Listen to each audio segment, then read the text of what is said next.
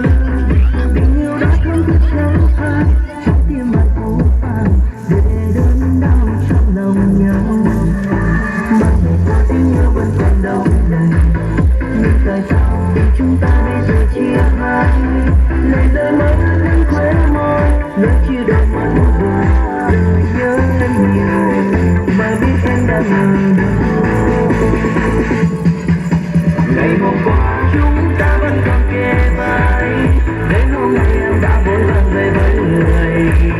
Tình là chỉ thế gian mai sau biệt ly, bước ra đi cho lời buồn ướt mi.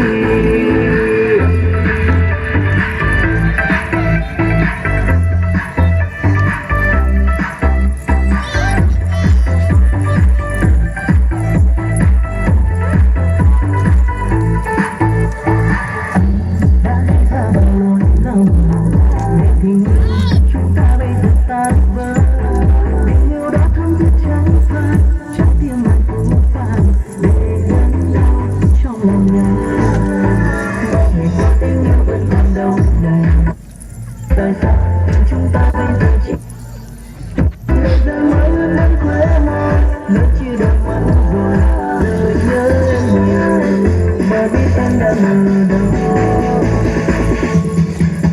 Ngày hôm qua chúng ta vẫn còn kề vai, đến hôm nay em đã vội vàng về với người. Tình là chỉ thế gian mai sau biệt ly, bước ra đi cho lời buồn ướt mi.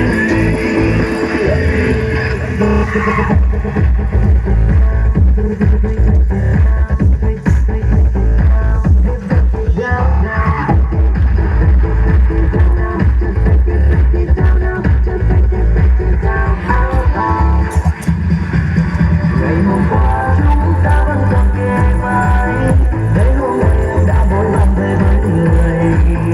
Tình là chỉ thế gian mai sau biệt ly, bước ra đi cho lời buồn ướt mi.